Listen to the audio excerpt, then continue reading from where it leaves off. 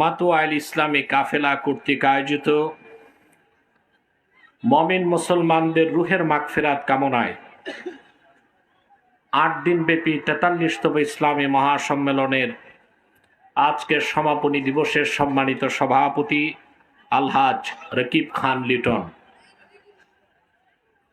সভাপতি মাতোয়াইল ইসলামী কাফেলা, হাদাহুল্লাহ ইলা সিরাতিল মুস্তাকিম,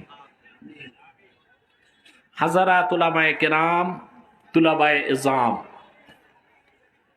চরম ব্যস্ততায় শীত ও সত্য প্রবাহে আজকের মহতি মাহফিলে যারা উপস্থিত হয়েছেন, স্বেচ্ছায় স্বতঃস্ফূর্তভাবে নিজ উদ্যোগে নিজ প্রচেষ্টায় মহা আনন্দে আজকের মহতি মাহফিলে তাদের সকলকে জ্ঞাপন করছি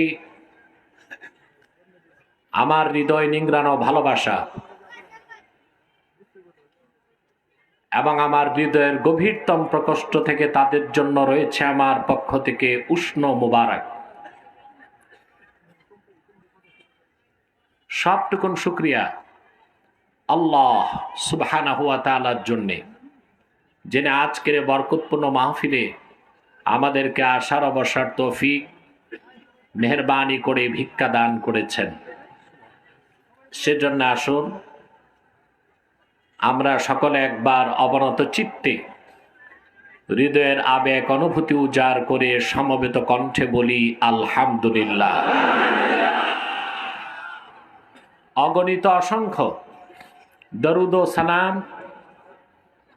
আল্লাহর সৃষ্টির প্রধান আকর্ষণ, বিশ্বসভার সভাপতি, সকল নবী রাসূলগণের মাথার তাজ, শামসুল হিদায়াত, বদরুদ্দুজা, সাইয়্যিদুস সাকালাইন, ইমামুল মুরসালিন, খাতামুন নবিয়্যিন ওয়াল মুরসালিন, আফতাবে নবুওয়াত, শাহনশাহে রিসালাত, সরকারে দো জাহাঁ, সুলতানুল মদিনা, নবিয়ুল আম্বিয়া, হুজুরে আকরম, নূরে মুজাসসম, নূরুন আলা নূর, সাইয়্যিদিনা হাবিবিনা শফিঈনা মাওলানা মুহাম্মদ সাল্লাল্লাহু আলাইহি ওয়াসাল্লামের উপর আল্লাহ পাক যাকে আজ থেকে ১৫০০ বছর আগে প্রেরণ করেছেন সর্বশ্রেষ্ঠ ও সর্বশেষ নবী ও রাসূল হিসেবে, যার পরে আজ পর্যন্ত পৃথিবীতে অবশ্যই কোনো প্রকার নবী কিংবা রাসূল অবশ্যই আসে নাই, অবশ্যই এখনো নাই, অবশ্যই কিয়ামত পর্যন্ত আসবে না। সম্মানিত সুধী, আমি দুঃখিত একটু দেরিতে এসেছি। আসলে আজকে সারাদিনই আমি ব্যস্ততায় ছিলাম। হয়তোবা আপনারা মিডিয়াতে দেখেছেন, আজকে আমার দুপুরে জুমুয়ার সময় প্রোগ্রাম ছিল চট্টগ্রাম লোহাগাড়ায়, দেখেছেন মনে হয়। ওখানে কুয়াশার কারণে আমাকে যেতে দেরি হয়েছে। ওখানে জুমার নামাজের আগে বক্তব্য রেখে জুমার নামাজ আমি পড়িয়েছি, সেটা এক ইতিহাস। প্রায় ৬-৭ লক্ষ লোক উপস্থিত হয়েছে আলহামদুলিল্লাহ। বিদেশ থেকেও মেহমান ছিল। ওই প্রোগ্রামটি শেষ করে আমি নারায়ণগঞ্জে এসে ল্যান্ড করেছি মাগরিবের ১০ মিনিট আগে। এরপর ছিল আব্বাসী মঞ্জিলে আজকে মানববন্ধন, ওইটা করে এশার নামাজের পর আবার আপনাদের এখানে আসলাম। আসছি তো ভালোই ভালো, মাতোয়াইল ইউটার্নে এসে বসে গেছি, প্রচণ্ড জ্যাম। ভাগ্যিস ভালো, আল্লাহর এক নেককার বান্দা পুলিশ অফিসার গাড়িটারি সব সাইড করে আমাকে জায়গা করে দিস, নতুবা মনে হয় আরো ১ ঘন্টা দেরি হয়ে যেত। আর তাতে আব্দুল কাইয়ুম সাহেব আমারে বদদোয়া দিত। ইকো হবে না, ইকো না, সাউন্ডটা চিকন হবে, ইকো না, বুঝাই দাও। সম্মানিত সুধী, আজকে আমি সূরা ৩ থেকে ২টো আয়াত তেলাওয়াত করেছি। মানুষ হিসেবে আমরা আমাদের মর্যাদা হারিয়ে ফেলতেছি। মনুষ্যত্ব থেকে আমরা আজকে যাচ্ছি পশুত্বের দিকে। সংস্কৃতির নামে, শিক্ষার নামে আমাদেরকে আজ বোঝানো হচ্ছে যে মানুষ থেকে মানুষ না, পশুর থেকে মানুষ। সাংস্কৃতিক অঙ্গনে, শিক্ষাঙ্গনে বিজ্ঞান ও প্রযুক্তির নামে, প্রগতি আর চেতনার নামে আমাদেরকে ইসলামের মূল্যবোধ থেকে সরিয়ে দেবার চেষ্টা হচ্ছে। সেজন্য মানুষ হিসেবে আমরা যে আল্লাহর কত বড় কুদরত, আদম এবং তার সন্তানরা কত দামি মানব জাতি, সেই কথাগুলোকে তুলে ধরার জন্যেই সূরা ৩ থেকে দুটো আয়াত আমি তেলাওয়াত করেছি। নির্ভরযোগ্য মুফাসসির এবং মুহাদ্দিসগণের দৃষ্টিকোণ থেকে খুব সংক্ষেপে কথাগুলো আমি আপনাদের সামনে তুলে ধরার চেষ্টা করব ইনশাআল্লাহ, যদি আল্লাহ কবুল করেন। বলুন আল্লাহুম্মা আমিন। ভূমিকাতে একটি কথাই বলবো, আপনারা হাজার হাজার মানুষ এসেছেন এখানে, আমার মনে হয় মহিলাদের প্যান্ডেলও আছে। আচ্ছা, পুরুষের চেয়ে মহিলা বেশি? বেশ ভালো। সব জায়গায় তো মহিলার ক্ষমতায়ন হচ্ছে, শ্রোতাও মহিলা বেড়ে গেছে। তো যারা দাঁড়িয়ে আছেন চেষ্টা করুন বসার, আর যদি বিছানা না থাকে তো দাঁড়াই থাকেন। আচ্ছা, প্যান্ডেলের বাইরে ওটা বসবে না মানুষ, প্যান্ডেল নাই, বসবে না, দাঁড়ায় থাকবে, দাঁড়ায় থাক। প্যান্ডেল আর একটু বড় করলেই হতো, সামনের থেকে চেষ্টা করবেন। এই যে আপনারা এসেছেন স্বেচ্ছায়, পকেটের ভাড়া খরচ করে, নাস্তাটাও করছেন নিজের টাকায়, ঠিক না? তারপরে কমিটির পক্ষ থেকে নগদ কিছু নাই, কিন্তু কেন আসছেন?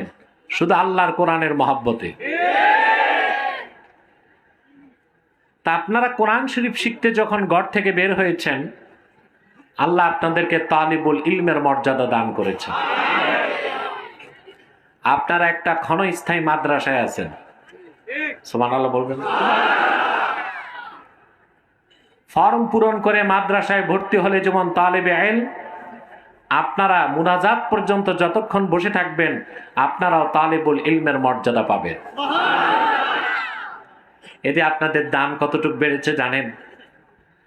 আল্লাহর হাবিব ইরশাদ করেছেন, ওয়া ইন্নাল মালাইকাতা লাতাদাউ আজনিহাতাহা রিদাল লিতালিবিল ইলম। রাসূলুল্লাহ বলেছেন সাল্লাল্লাহু আলাইহি ওয়াসাল্লাম, আমার উম্মতের ঈমানদার যখন দ্বীন শেখার জন্য বের হয়, আল্লাহর ফেরেশতারা তাদের পদতলে নূরের পাখা বিছায় দেয়। সুবহানাল্লাহ। খুশি আছেন? এই সম্মান মর্যাদা কোরআন শিখার আমল ছাড়া অন্য কোনো আমলে আছে? এক কথায় বলে দেই, প্রচন্ড শীতে ব্যবসা বাণিজ্য চাকরি বাকরি বাদ দিয়ে এসেছেন আল্লাহর কোরআনকে বুকে ধারণ করার জন্যে। আপনারা কোরআনকে ছাড়েন নাই, হাসর ময়দানে কোরআন আপনাদেরকে ছাড়বে না। আল্লাহর হাবিব ইরশাদ করেছেন, মান জাআলাল কুরআনা আমামাহু কাদাহু ইলাল জান্নাহ। যে ব্যক্তি কোরআনকে সামনে রাখবে, কোরআনের নেতৃত্ব মানবে, কোরআন ভিত্তিক জীবন গঠন করবে, আল্লাহর কোরআন তাকে পথ দেখিয়ে আল্লাহর জান্নাত পর্যন্ত পৌঁছায় দিবে। খুশি আছেন? কোরআন শুনলেই এত মর্যাদা, মানলে কি? তাও শোনেন। وعن عائشة أم المؤمنين رضي الله تعالى عنها أنها قالت قال رسول الله صلى الله عليه وسلم الماهر بالقرآن مع السفرة الكرام البررة। উম্মত জননী, জ্ঞান তাপসী, সারা পৃথিবীর নারী জাতির মাথার মুকুট আম্মা জান হযরত আয়েশা রাদিয়াল্লাহু তাআলা আনহা বর্ণনা করেছেন, আল্লাহর হাবিব ইরশাদ করেছেন, আমার উম্মতের মধ্যে যে ব্যক্তি কোরআন শিখবে, কোরআনের এলেম অর্জন করে কোরআন ভিত্তিক জীবন গঠন করে আল্লাহর কোরআনের সাধক হয়ে যাবে, কাল কিয়ামতের দিন আল্লাহ তাআলা তাকে জিবরিল, মিকাইল, ইসরাফিল, মালাকুল মউতের সমান মর্যাদা দিয়ে জান্নাত দিয়ে দিবে। এতগুলো মানুষ হক আদায় করলেন না, আকাশ বাতাস প্রকম্পিত করে বড় একটা শ্বাস নিয়ে বলি সুবহানাল্লাহ। এবার মনে হলো আমি কবরস্থানে না মাহফিলে, নাকি? কবরস্থান তো এটা না পাশে, আমরা তো কবরস্থানে না, আমরা তো মাঠে, নাকি? এই যে সৌভাগ্য, 8টা দিন আপনারা কোরআন হাদিস থেকে কথা শুনছেন, যেন তেন কথা না। সুবহানাল্লাহ। অপসংস্কৃতির গড্ডালিকা প্রবাহে বাংলাদেশের অসংখ্য ডেসপারেট যুবক যখন বৈশাখী মেলা নিয়ে ব্যস্ত, ডিজে পার্টি আর থিয়েটার নিয়ে ব্যস্ত, ঠিক সেই সময় মাতুয়াইলের ইসলামী কাফেলা আল্লাহর কোরআনের প্ল্যাটফর্ম সাজায় দিয়েছে। আমার দৃষ্টিতে আল্লাহর পক্ষ থেকে তাদের জন্য আছে আজরুন আযীম, তাতে কোনো সন্দেহ নাই। সম্মানিত সুধী, আমাকে ডিস্টার্ব করলে তো আমার সারাদিন ক্লান্ত, আমি এখন তো কথা বলতে হবে, কথা বলে না। আপনাদের সাপোর্ট লাগবে না? বেকআপ তো লাগবে, তা আমাকে সময় দিতে হবে, আধা ঘন্টা 40 মিনিট। পারবেন না ইনশাল্লাহ? তা মানে আজকের পর হুজুর মারা যাক, আপনার কি? আল্লাহ হায়াত দারাজ করুন। আপনি চিন্তা করেন না যে আমি সকাল 10টা থেকে প্রস্তুতি নিয়ে বের হয়েছি, আর 1 ঘন্টার জন্য মনে হয় বাসায় যেতে পেরেছি।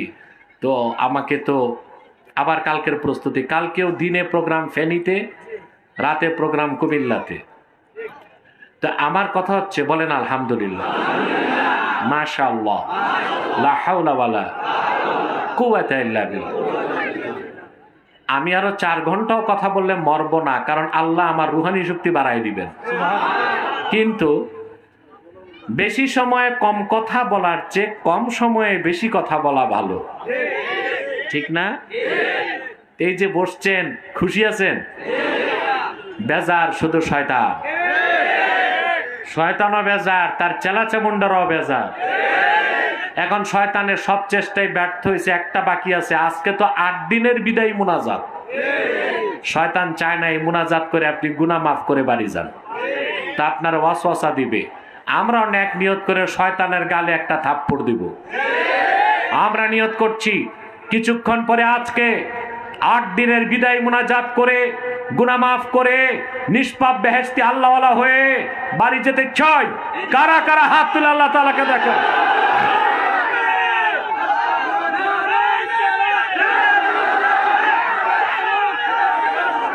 আল্লাহ কবুল করুক, আল্লাহ মঞ্জুর করুক, বলুন আল্লাহুম্মা আমিন। আসুন আর ভূমিকা নয়, আলোচনায় চলে যাচ্ছি। আল্লাহ তাআলা বলেন, লাকাদ খালাকনাল ইনসানা ফি আহসানি তাকওয়িম, নিশ্চয় আমি মানুষকে সৃষ্টি করেছি সবচেয়ে সুন্দর গঠনে, আকারে, সূরতে, অবয়বে, আকৃতিতে। মানুষের চেয়ে সুন্দর আল্লাহ কিছুই বানান নাই। সুম্মা রাদাদনাহু আসফালা সাফিলিন, অতঃপরে মানুষটিকে আমি টেনে আনি নিম্ন থেকে নিম্ন স্তরে। এটার ব্যাখ্যা পরে আসবে। প্রথম আমরা বুঝবো আল্লাহর সৃষ্টির মধ্যে সবচেয়ে সুন্দর মানুষ। আল্লাহর সৃষ্টির মধ্যে আল্লাহর কাছে সবচেয়ে প্রিয় মানুষ। আল্লাহর সৃষ্টির মধ্যে আল্লাহর কাছে সবচেয়ে দামি মানুষ। সুবহানাল্লাহ।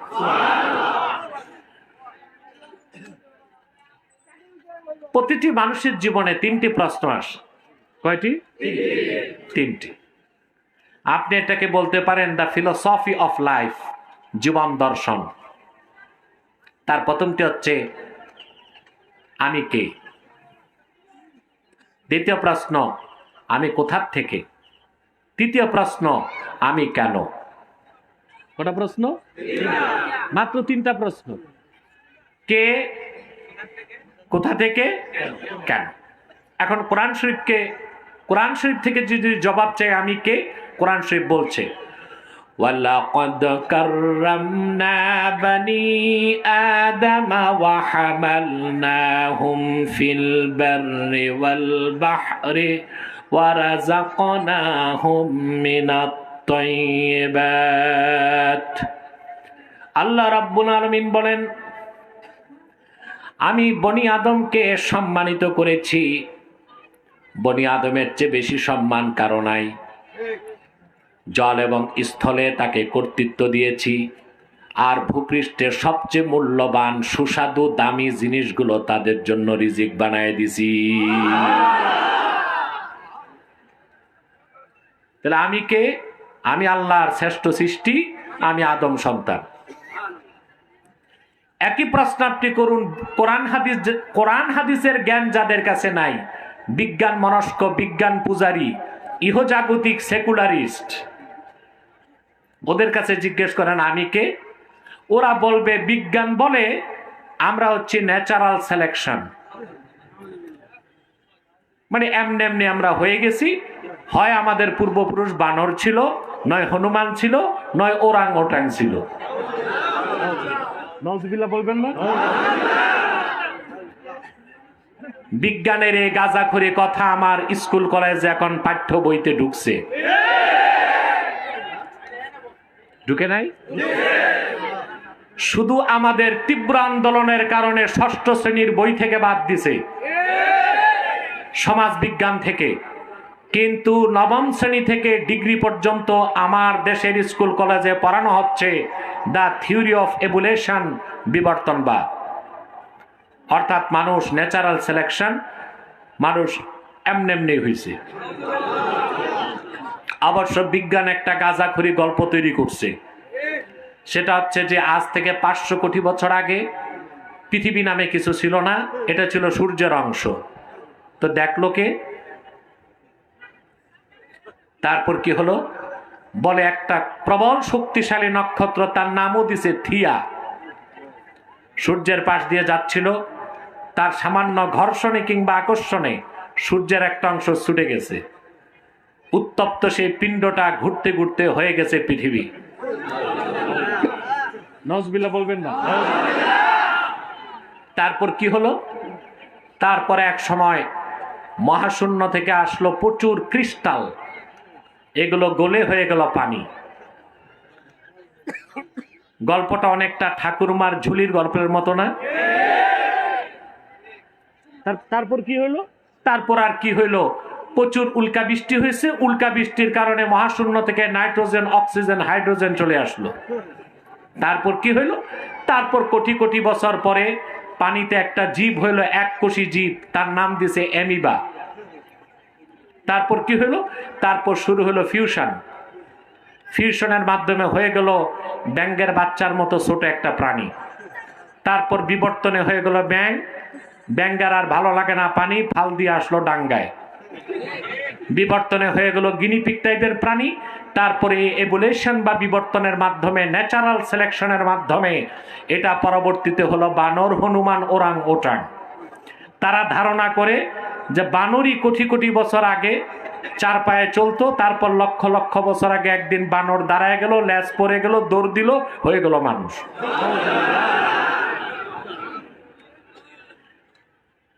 এইরকম গাঁজাখুরি মতবাদ বিজ্ঞান নয়, এটা হচ্ছে ডারউইনের হাইপোথিসিস।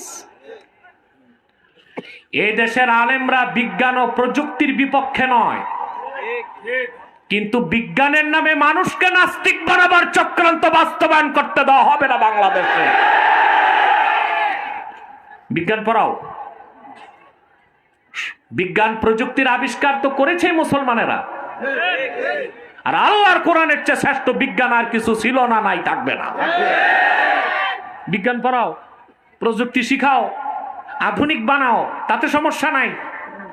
কিন্তু বিজ্ঞানের নামে হাইপোথিসিস, ডারউইনের গাঁজাখুরি মতবাদ, এই মতবাদ লেখার আগে ডারউইন মেয়াদ উত্তীর্ণ গাঁজা কয়েক সের খাইছে। এগুলো পড়াও কেন? ঠিক কিনা? তাহলে কোরআন বলতেছে আমি আল্লাহর শ্রেষ্ঠ সৃষ্টি, আর কথিত বিজ্ঞান বলতেছে আমরা হচ্ছি বানর থেকে নয়, হনুমান থেকে নয়, ওরাংওটাং থেকে। তাহলে মানুষ ও মানবতাকে সমুন্নত করেছে কোরআন, আর মানুষের মর্যাদা বিপন্ন করেছে তথাকথিত বিজ্ঞান। ঠিক কিনা? দ্বিতীয় প্রশ্ন আসে, আমি কোথা থেকে, what is the origin of man, মানুষের আদি উৎস কি? সুবহানাল্লাহ। কোরআন শরীফ জবাব দিচ্ছে। আল্লাহ পাক বলেন, وَقُلْنَا يَا آدَمُ اسْكُنْ أَنْتَ وَزَوْجُكَ الْجَنَّةَ وَكُلَا مِنْهَا رَغَدًا حَيْثُ شِئْتُمَا وَلَا تَقْرَبَا هَذِهِ الشَّجَرَةَ فَتَكُونَا مِنَ الظَّالِمِينَ। আমাদের পিতামাতার আসল বাড়ি জান্নাত। মানুষের শুরু কোত্থেকে? এত আসতে না, পুরুষের কণ্ঠে বলো, কোত্থেকে? আল্লাহ বলছেন, আমি আদমকে আর তার স্ত্রী হাওয়াকে বললাম, আদম হাওয়া দুইজন চরম শান্তির সাথে বেহেশতে বসবাস করো, যা খুশি তা খাও, মন ভরে খাও, রাগাদান মানে ওয়াসিআন, প্রাচুর্যের সাথে খাও, শুধু এই একটি বৃক্ষের ধারে কাছেও যেও না। আমি সেই দিকে আর যাচ্ছি না, গন্ধম। হ্যাঁ, তাহলে মানুষ কোত্থেকে? আমার উৎস জান্নাত। আর বিজ্ঞান বলতেছে বানর থেকে মানুষ, তাহলে বোঝা যায় আমাদের উৎস জঙ্গল। কোথায় জান্নাত আর কোথায় জঙ্গল? নাকি? 3 নাম্বার প্রশ্ন, কেন? জবাব পেয়েছি আমি কে? জবাব পেয়েছি আল্লাহর শ্রেষ্ঠ সৃষ্টি। মানব জাতির আদি উৎস থেকে? জবাব পেয়েছে জান্নাত থেকে। কেন? আল্লাহ পাক বলে দিয়েছেন কেন। আল্লাহ পাক বলেন, ওয়ামা খালাকতুল জিন্না ওয়াল ইনসা ইল্লা লিয়াবুদুন। আমি মানুষ আর জিনকে সৃষ্টি করেছি একমাত্র আমার ইবাদতের জন্য। মানব জাতি সৃষ্টির মূলভূত কারণ এটাই যে সে আল্লাহর ইবাদত করবে। জবাব পেয়েছেন? এখন আসেন, গোটা সৃষ্টি জগতের মধ্যে আল্লাহ শ্রেষ্ঠত্ব দিলেন মানুষকে সব দিক দিয়ে। সবচেয়ে সুন্দর মানুষ। আল্লাহ বলছেন, আমি সবচেয়ে সুন্দর আকৃতিতে মানুষকে তৈরি করছি। সুবহানাল্লাহ বলবেন? এটা বিশ্বাস করেন? এই আয়াতের তাফসিরে তাফসিরুল কবির 11তম খণ্ডে ইমাম ফখরুদ্দিন রাজি একটি ঘটনা এনেছেন সংক্ষেপে। বিস্তারিত ঘটনা ইতিহাসে পাওয়া যায়। বাগদাদের কোন এক শাসক চাঁদনি রাতে তার বিবাহিতা নতুন স্ত্রী নিয়া রাজপ্রাসাদের অঙ্গনে সুবাসিত বাগানে হাঁটতেছে। নতুন বউ এক আকর্ষণ, পূর্ণিমার চাঁদের জ্যোৎস্না আরেক আকর্ষণ, আবার বাগান থেকে তাজা ফুলের গ্রাণ। বাদশাহ আবেগের সাগরে ভেসে গেল। আবেগ আপ্লুত বাদশাহ তার স্ত্রীর ভালোবাসায় মুগ্ধ হয়ে বলে ফেলল, লাউলাম তাকুনি আহসানা মিনাল কমর ফাআনতে কাজা। পরমা সুন্দরী স্ত্রী, তুমি যদি পূর্ণিমার চাঁদ থেকেও সুন্দরী না হও তাহলে তুমি এটা। একরকম তালাক দিছে। পূর্ণিমার চাঁদ থেকেও সুন্দরী না হলে তুমি তালাক। আবেগে বলছে। আবেগে কিন্তু আপনারা অনেক কথা বলেন, কিন্তু আবেগে বলেন না, রাগে বলেন। ঝগড়া আছে বউয়ের সাথে, বউকে বলে তুমি আমার মা। নাউজুবিল্লাহ। তবে বউকে মা বললে তালাক হবে না, কবিরা গুনাহ হবে। আবার অনেক সময় দেখা যায় রাগের মাথায় পুরুষ বউকে তালাক দেয়, তুই তালাক, তোর মায় তালাক, তোর নানিও তালাক। নাউজুবিল্লাহ।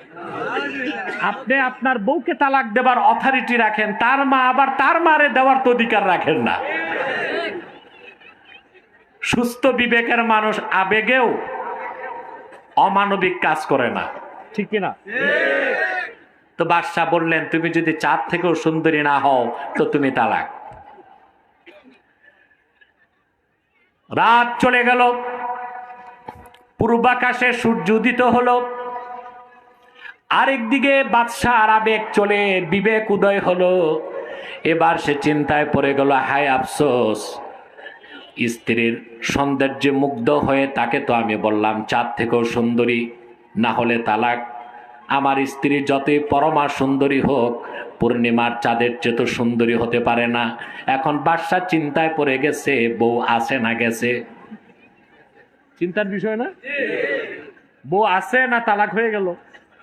এই তালাকটা তালাকে শারতিয়া, তালাকে শর্ত পাওয়া গেলে তালাক হবে, শর্ত না পাওয়া গেলে তালাক হবে না।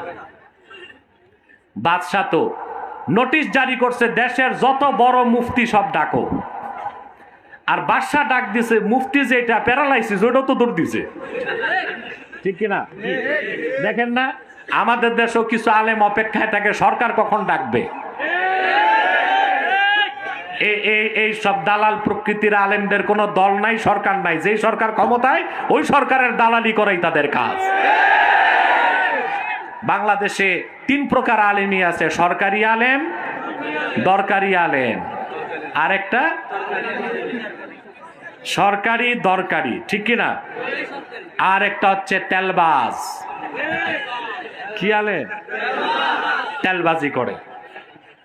আমার দৃষ্টিতে আলেমরা কোনো দলের দালালি করবে না, পক্ষেও না বিপক্ষেও না। কোরআন সুন্নাহর কথা বলবে, যেই দলের গায়ে লাগুক। এটাই হওয়া উচিত ওলামায়ে কেরামের দর্শন, ঠিক কিনা বলেন? এখন সব আলেমরা দৌড়ে গেছে, বাদশা ডাকছে, দামি খাওয়া, পকেট ভর্তি পয়সা, রাজকীয় সম্মান তো আছেই। সব আলেম মুফতি বসে ফতুয়া দিছে, বাদশা যা হওয়ার তো হয়ে গেছে। আপনার বউ যতই সুন্দরী হোক, চাঁদ থেকে তো সুন্দরী নয়। ইমাম রাজি তাফসীর কবিরে লেখেন, বয়সের সর্বকনিষ্ঠ একজন আলেম দাঁড়ায় গেলেন, যুবক আলেম, তার নাম তাফসীরে এসেছে ইয়াহইয়া ইবনু আকসাম। কি নাম? কম বয়সের আলেম, তিনি দাঁড়ায় গেছেন, বললেন, আল্লাহর কসম, বাদশার স্ত্রী তালাক হয় নাই। সুবহানাল্লাহ বলবেন। সাউন্ডটা কানে লাগে বাম পাশ থেকে, ইকো থাকবে না। সেটিং ঠিক করো, মাইকম্যানকে বলো। আমাকে মাইকম্যান এসে বলছে কারা যেন তার পিছনে নেগেটিভ পজিটিভ এক করে দিস, এই জন্য তার পুরা মাইকের সিস্টেমটাই নষ্ট হয়ে গেছে। আমি আর তাকে কি বলবো? বাইরের 40টা মাইক অফ। এই জঘন্য কাজটা যে করছে, আমি মনে করি ওটা মুসলমানের কাজ না, ওইটা শুধু বেঈমান না, যার সন্তান। আমি ওর জন্য দোয়া করি না, দোয়া করি আল্লাহর গজবে তার হাতটা পচে যাক। কারণ কোরআন শরীফের মাহফিলের বিরোধিতা মুসলমান করতে পারে না, মুনাফিকের কাজ, বেঈমানের কাজ। অথবা মাইকম্যানকে বলবো, এই যতটুক ভালো পারো 1.5 ব্যাটারি দিয়া চালাও। 7 দিন তো গেছে, আজকে আর অল্প সময়। আওয়াজ তো পাচ্ছেন আপনারা? আমি সব সময় প্রচুর আওয়াজ চাই না, ক্লিন আওয়াজ চাই। আওয়াজটা ক্লিন হোক, কানে না লাগুক, স্পষ্ট হোক, ইকো থাকবে না। কথা শুনতেছেন? সম্মানিত সুধী, সবচেয়ে কম বয়সের আলেম দাঁড়াইছে, তার নাম ইয়াহইয়া ইবনু আকসাম। কি নাম? তিনি দাঁড়ায় বললেন যে না, তালাক হয় নাই, তালাক। এখন সমস্ত আলেমরা বলতে লাগলো যে তোমার এলেম বেশি না তোমার ওস্তাদ যারা তাদের এলেম বেশি? বুঝেন না? যিনি ফতুয়া দিচ্ছেন তালাক হয় নাই, তার বয়স কম। আর যারা ফতুয়া দিছে তালাক হয়েছে, তাদের বয়স বেশি। বুঝলেন? আপনার একটু চুপচাপ ধৈর্য ধরে বসেন, সবাই বসেন, বসেন সব। কথা শুনতেছেন? সম্মানিত সুধী,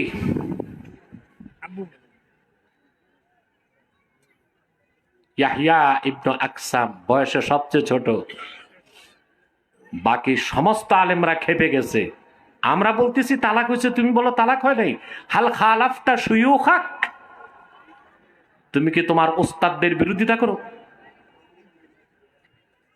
তিনি বললেন, না, ওস্তাদদের বিরোধিতা করি না, আমি দলিলের পক্ষে।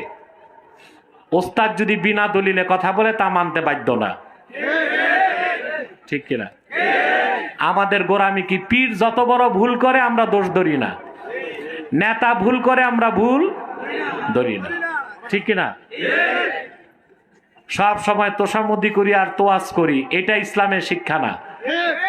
ইসলামের শিক্ষা কুলু কাওলান সাদীদা, আকুলু কাওলান মুস্তাকিমা, লা ইওজাজা ফিহি ওয়ালা ইনহিরাফ। কোরআন সুন্নাহর আলোকে যা সত্য এবং হক তা বলে দাও, ঠিক কিনা? ইয়াহইয়া ইবনে আকসাম বললেন, আমার পক্ষে দলিল আছে। বলা হলো, ইয়াহইয়া তোমার বয়স কম, তোমার ওস্তাদরা বলেছে তালাক হয়ে গেছে, তাদের এলেম বেশি না তোমার এলেম বেশি? ইয়াহইয়া বিন আকসাম বললেন, তাদের এলেম বেশি মানি, কিন্তু তাদের কথায় দলিল নাই। আমি যেই কথা বলেছি, কদ আফতা মান হুয়া আ'লামু মিন্না, আমার ফতোয়া তো আমার নয়, ফতোয়া দিয়েছেন তিনি যার চেয়ে বেশি এলেম কারো নাই, তিনি হলেন আল্লাহ। বলে দলিল দাও। তখন তিনি সূরা ৩ পড়তে লাগলেন, ওয়াত্তিনি ওয়াজ্জাইতুনি ওয়া তুরি সিনিনা ওয়া হাযাল বালাদিল আমিন। পারেন? পড়েন। والتين والزيتون وطور سينين وهذا البلد الأمين لقد خلقنا الإنسان في أحسن تقويم। আল্লাহ রাব্বুল আলামিন 4 বার কসম করেছেন। শপথ 3 ফলের, শপথ জাইতুনের, শপথ বরকতময় তুর পাহাড়ের, শপথ মুহাম্মদ সাল্লাল্লাহু আলাইহি ওয়াসাল্লাম আপনার জন্মভূমি মাউলিদ নিরাপত্তার নগরী এই মক্কা মুকাররমার। 4 বার কসম করে জবাবে কসমে আল্লাহ বললেন, লাকাদ খালাকনাল ইনসানা ফি আহসানি তাকওয়িম। নিশ্চয় আমি মানুষকে তৈরি করেছি সবচেয়ে সুন্দর সুরতে, আকারে, গঠনে, আকৃতিতে। বলেন সুবহানাল্লাহ, সুবহানাল্লাহ। মানুষ এত সুন্দর হলো কেন? প্রশ্ন আসে না? তার কারণ আকাশ জমিন সব আল্লাহ তৈরি করছেন, হুকুম দিয়া বলেছেন কোন ফায়াকুন, হওয়া শুরু হয়ে গেছে, ঠিক কিনা? 6 দিনে সৃষ্টি কমপ্লিট হয়ে গেছে।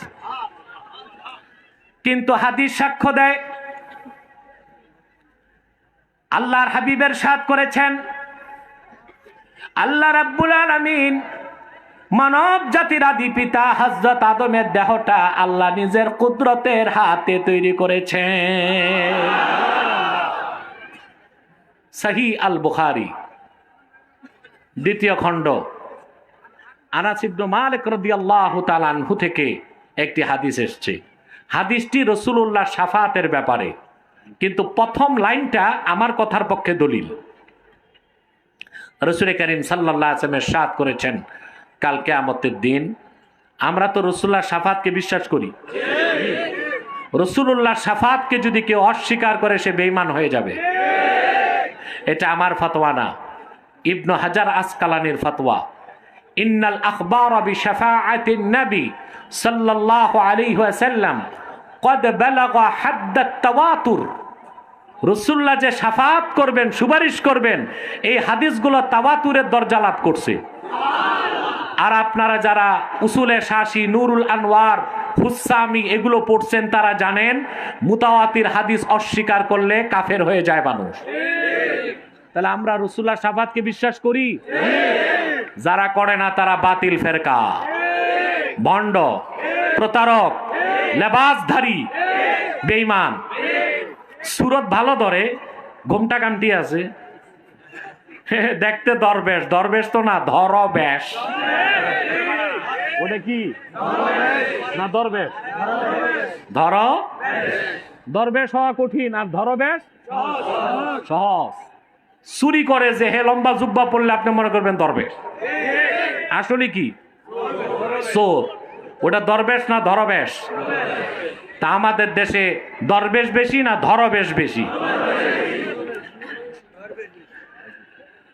আমার ভাইয়েরা, আল্লাহর হাবিব ইরশাদ করেছেন হাসর ময়দানে দ্বিতীয়বার সিংহায় ফুৎকার দেবার পরে হাসর ময়দান যখন কায়েম হয়ে যাবে, জাহান্নামের দরজা খোলা থাকবে, মানুষগুলো সব দাঁড়ায় থাকবে। মিজানের পাল্লা কখন চালু হবে? চালু হবে না, জাহান্নামের আওয়াজ আসতে থাকবে। পৃথিবীর মানুষগুলো বলবে, হিসাব নিকাশ যদি আল্লাহ শুরু করতেন, পাল্লা চালু করতেন আর জাহান্নামের দরজাগুলো বন্ধ রাখতেন, আমরা একটু শান্তি পেতাম, আস্তে ধীরে হিসাব দিতে পারতাম। মানুষগুলো সব চলে আসবে হযরতে আদম আলাইহিস সালামের কাছে। এক পৃষ্ঠাব্যাপী দীর্ঘ হাদিস আল্লাহর হাবিব ইরশাদ করেছেন, মানব জাতি হযরত আদমের কাছে এসে বলবেন,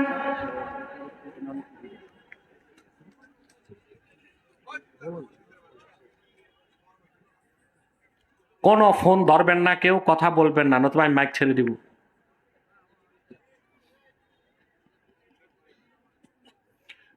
কোরআন শরীফ থেকে কথা বলছি হাদিসের আলোকে, এখানে আর কোনো কথাই চলবে না। ধৈর্য আর আদব রক্ষা করুন। আর আমারে মাত্র 30টা মিনিট টাইম দেন, আমি একটা মেসেজ দিয়ে বিদায় নেবার চেষ্টা করব ইনশাআল্লাহ। তারপর পারলে আপনারা সারা রাত মাহফিল চালায়েন। সম্মানিত সুধী, সমস্ত মানব জাতি হযরত আদমের কাছে যেয়ে বলবেন, আনতা আবুন নাস ওয়া খালাকাকাল্লাহু বিয়াদিহি ইশফা লানা ইলা রাব্বিক। আদম, তুমি মানব জাতির পিতা, আল্লাহ নিজের হাত দিয়ে তোমারে বানাইছেন। আমার কথার পক্ষে দলিল পাইছেন? তিনি বলবেন, আপনি আল্লাহর কাছে আমাদের জন্য সুপারিশ করেন যেন জাহান্নামের দরজা বন্ধ হয়, মিজানের পাল্লা যেন চালু হয়। হিসাব নিকাশের পর যেখানে যাই যাব, কিন্তু পাল্লা চালু হোক। হযরত আদম আলাইহিস সালাম অপারগতা প্রকাশ করবেন। এক পৃষ্ঠাব্যাপী বুখারীতে হাদিসটি এসছে। হযরত ইব্রাহিম অপারগতা স্বীকার করবেন, নূহ নবী অপারগতা স্বীকার করবেন, মুসা নবী, ঈসা নবী কেউ পারবেন না। হযরত ঈসা বলবেন, মানব জাতি শোনো, আজকে হাসর ময়দানে কেউ সুপারিশ করতে পারবে না, তবে একটা আমি পরামর্শ দিচ্ছি, ইরজিউ ইলা নবিয়্যিল খাতিম মুহাম্মাদিন সাল্লাল্লাহু আলাইহি ওয়াসাল্লাম। যাও জলদি করে আল্লাহর আখিরি নবী, নবীগণের মাথার তাজ মুহাম্মদ সাল্লাল্লাহু আলাইহি সাল্লামের কদমে চলে যাও। আজকে আল্লাহ রাব্বুল আলামিন 10 প্রকার শাফাআতের চাবি তার হাবিবের হাতে তুলে দিয়েছে।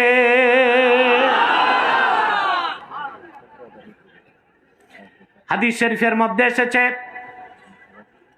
আল্লাহর হাবিবের উম্মতের মধ্যে যারা হক্কানি আলেম, তাদেরকে হাসরে দাঁড়াবার জন্য আল্লাহ তাআলা এক একটা নূরের মিম্বর রাখবেন। পূর্বের নবীদের দাঁড়াবার জন্য এক একটা নূরের মিম্বর থাকবে, কিন্তু আল্লাহ আপন দোস্ত আখিরি নবী মুহাম্মদ সাল্লাল্লাহু আলাইহি ওয়াসাল্লামকে হাসর ময়দানে অন্য নবীগণের সাথে দাঁড় করাবেন না, বরং আরশে আজিমে নিজের পাশে মাকামে মাহমুদে তার হাবিবকে দাঁড় করাবেন। রাসূলুল্লাহর সামনে থাকবে লিওয়াউল হামদ, আর রাসূলুল্লাহর পতাকার নিচে থাকবে আদম থেকে ঈসা 1 লক্ষের উপর নবী রাসূল। আল্লাহু আকবার বলেন। সমস্ত মানব জাতি নবীগণের পিছনে যে দাঁড়াবে,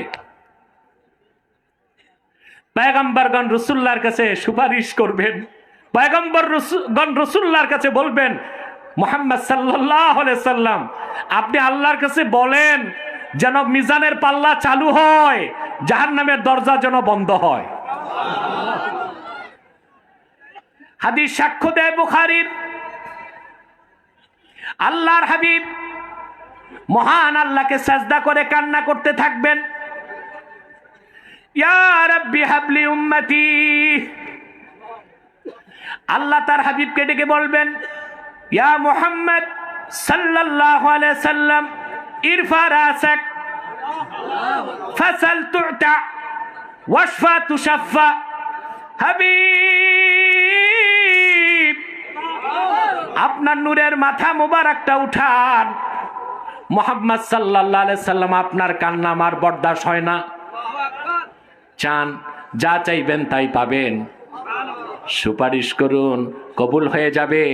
রাসূলুল্লাহ বলবেন, আল্লাহ হিসাব নিকাশ হবার আগ পর্যন্ত জাহান্নামের দরজা বন্ধ করে দাও, মিজানের পাল্লা চালু করে দাও। আল্লাহ মালিক ফেরেশতাকে বলবেন, দরজাগুলো আপাতত বন্ধ রাখো। আর মিকাইলকে বলবেন, মিকাইল আমার হাবিব বলেছেন আর দেরি করা যাবে না, পাল্লা চালু করে দাও। হাদিস শরীফের প্রথম অংশে দেখলেন আদম আলাইহিস সালামের দেহটা আল্লাহ বানাইছেন নিজের হাতে। এই জন্যই আদম সুন্দর, মানব জাতি সুন্দর। সুবহানাল্লাহ বলবেন না? যেই মানুষের আদি পিতা হযরত আদমকে আল্লাহ নিজের কুদরতের হাতে তৈরি করলেন, সে আদমের সন্তান আমরা মানব জাতি। আল্লাহর শ্রেষ্ঠ সৃষ্টি, আল্লাহর সুন্দর সৃষ্টি, আল্লাহর প্রিয় সৃষ্টি। আর আমাদেরকে যদি বইপত্রে পড়ানো হয় বিবর্তনবাদের মাধ্যমে, ন্যাচারাল সিলেকশনের মাধ্যমে, বানর, হনুমান, ওরাং ওটাং থেকে আমরা এসেছি, তাহলে তো আর পরকাল বিশ্বাস করার কোনো সুযোগ থাকে না। থাকে? এগুলো পড়াবেন কেন? পৃথিবীর কোথাও তো পড়ায় না। আমেরিকাতে বিবর্তনবাদকে নিষিদ্ধ করা হয়েছে।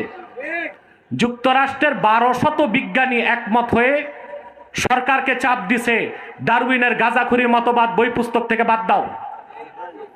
1200 বিজ্ঞানীর মত, the theory of evolution is not a scientific fact, it is hypothesis of Charles Darwin. বিবর্তনবাদ কোনো বৈজ্ঞানিক মতবাদ নয়, এটা চার্লস ডারউইনের একটা অনুমান, কল্পনা। তাহলে এটা আমরা চাই আমাদের শিক্ষা ব্যবস্থা থেকে বাদ দেওয়া হোক। চান? আলেমদের দাবি তো এতটুকুই, বিজ্ঞান শিখাও, প্রযুক্তি শিখাও, কিন্তু শিক্ষা ব্যবস্থা থেকে এগুলো বাদ দাও। এবার আসেন, এখন সারা দেশে তোলপাড় ট্রান্সজেন্ডার নিয়ে। কি নিয়ে? আলহামদুলিল্লাহ, ট্রান্সজেন্ডার। ওই যে একটা 7ম শ্রেণীর বইতে শরীফার গল্প, এগুলোর বিরুদ্ধে আলহামদুলিল্লাহ গত মাসেই আব্বাসী মঞ্জিল থেকে ইসলামী গবেষণা পরিষদের পক্ষ থেকে ট্রান্সজেন্ডারের বিপক্ষে 17 পৃষ্ঠার লিখিত ফতুয়া দেওয়া হয়েছে এবং সরকারের উচ্চ মহল পর্যন্ত আমরা পৌঁছায় দিছি। আসেন, মানুষকে আল্লাহ সৃষ্টি করেছেন আদম থেকে, হাওয়া থেকে। বুঝতেছেন কথা? আদম থেকে, হাওয়া থেকে। আল্লাহ একজন পুরুষ আর একজন মহিলা থেকে মানব জাতি তৈরি করছেন। আমি পুরা বিষয়টা আপনাদের সামনে আলোকপাত করছি, তারপর আমাদের করণীয় কি সেই শিক্ষাটা নিব ইনশাআল্লাহ। আল্লাহ রাব্বুল আলামিন বলেন, ইয়া আইয়ুহান নাসু ইন্না খালাকনাকুম মিন যাকারিন ওয়া উনসা وجعلناكم شعوبا وقبائل لتعارفوا إن أكرمكم عند الله أتقاكم। আল্লাহ রাব্বুল আলামিন বলেন, হে মানব জাতি, আমি তোমাদের সৃষ্টি করেছি একজন পুরুষ থেকে আর একজন নারী থেকে। তারা দেখা যায় আল্লাহ তৈরি করছেন পুরুষ আর নারী। তাহলে থার্ড জেন্ডার হিজড়া কোত্থেকে আসলো? আর ট্রান্সজেন্ডার লিঙ্গ পরিবর্তনকারী মানুষ নামের পশুগুলো কোত্থেকে আসলো? এটাই তো বুঝার বিষয়। হ্যাঁ, এখানেই তো আমাদের সাথে নাস্তিকদের দ্বন্দ্ব প্রকট রূপ ধারণ করছে। ওরা বলে হিজড়াও তো মানুষ, তা আমরাও তো বলি হিজড়া মানুষ, কিন্তু ট্রান্সজেন্ডার আর হিজড়া তো এক জিনিস না। ট্রান্সজেন্ডার হচ্ছে লিঙ্গ পরিবর্তনকারী। লিঙ্গ পরিবর্তন এটা হারাম, নাজায়েজ। এটাকে জায়েজ মনে করা কুফরি মতবাদ। আপনারা যারা বিস্তারিত দলিল চান, ইসলামী গবেষণা পরিষদে সার্চ দিলেই আমাদের ফতুয়াটা 17 পৃষ্ঠার ফতুয়া লিখিত পাবেন ইনশাআল্লাহ। আলহামদুলিল্লাহ, আমরা মনে করি যে আমরা এই বিষয়টা দেশের সমস্ত ঘরানার আলেমদের কানে পৌঁছাতে পেরেছি। আজকে মানববন্ধন হয়েছে, ডাকসি মানববন্ধন হয়ে গেছে সমাবেশ। কালকে মিডিয়াতে পাবেন, দেখবেন ইনশাআল্লাহ। পাইছেন এত আগে? তাহলে আমরা কথাগুলো বুঝতেছি। আল্লাহ সমস্ত মানব জাতি বানাইছেন একজন পুরুষ থেকে আরেকজন নারী থেকে। একজন পুরুষ আরেকজন নারী। প্রথম বানাইছেন পুরুষ, একসাথে পুরুষ আর নারী বানান নাই। প্রথম বানাইছেন কি? পুরুষ। প্রথম আল্লাহ রাব্বুল আলামিন বলেন, ইয়া আইয়ুহান নাসু ইত্তাকু রাব্বাকুমুল্লাযী খালাকাকুম মিন নাফসিন ওয়াহিদা ওয়া খালাকা মিনহা যাওজাহা وبث منهما رجالا كثيرا ونساء। হে মানব জাতি, আমি সেই মহান রবকে ভয় করো যিনি তোমাদেরকে সৃষ্টি করেছেন একজন পুরুষ থেকে। একজন পুরুষ থেকে মানব জাতিকে সৃষ্টি করেছেন, আর ওই পুরুষ থেকে অপারেশন করে সৃষ্টি করেছেন তার বউকে। বউয়ের নাম কি? পুরুষটার নাম আদম, স্ত্রীর নাম হাওয়া না হাওয়া, কি নাম? এই দুইজন থেকে তারপর পৃথিবীতে আল্লাহ মানব জাতি সৃষ্টি করলেন, একটা পুরুষের ধারা আর একটা মহিলার ধারা, ঠিক না? তো প্রশ্ন আসে, তো হিজড়া আসলো কোত্থেকে? তো হিজড়া যদি বুঝি তাহলে প্রশ্ন আসে, তো ট্রান্সজেন্ডার কোত্থেকে আসলো? কারণগুলো না বুঝলে তো আমরা বুঝবো না কিছুই, ধোকায় পড়ে থাকবো, ঠিক কিনা? আসেন বুঝেন।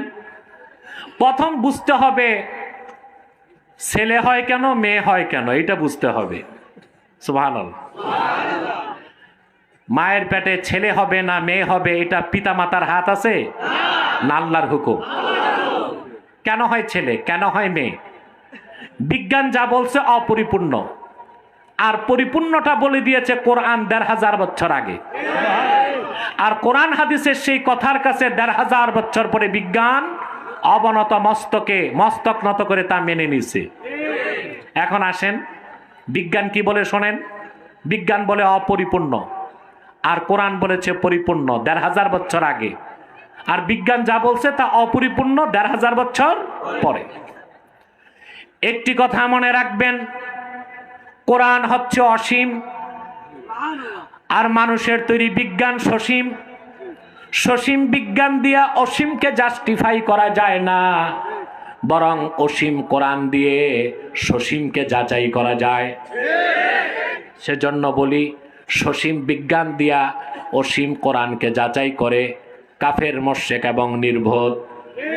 আর ইমানদার নেককার জ্ঞানবানরা অসীম কোরআন দিয়া বিজ্ঞান যাচাই করে। আমাদের কথা তো এটাই, বিজ্ঞানের ওইটা মানি যেটা বিজ্ঞান। বিজ্ঞানের নামে যেটা মতবাদ, শিরকি মতবাদ, কুফরি মতবাদ, কোরআন সুন্নাহর বিরোধী এবং সাংঘর্ষিক, সেটা আমরা মানতে পারি না। কেন মানবো? কেন মানবো? 14 কোটি মুসলমানের রক্ত পানি করা ঘামের পয়সায় শিক্ষা মন্ত্রণালয় চলে। 14 কোটি মুসলমানের রক্ত পানি করা ঘামের পয়সায় বই ছাপে। 14 কোটি মুসলমানের রক্ত পানি করা ঘামের পয়সায় শিক্ষা অফিসারের বেতন হয়। অতএব শিক্ষা ব্যবস্থায় কোরআন সুন্নাহর সাথে সাংঘর্ষিক মতবাদকে এক মুহূর্তের জন্য বাংলার মুসলমান মেনে নিবে না, নিবে না, নিবে না।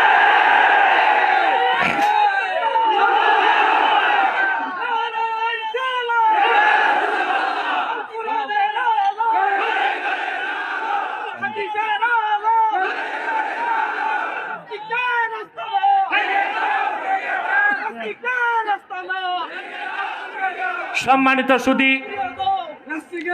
আমি স্টেজে বসেছি 1 ঘন্টা পার হয়ে গেল।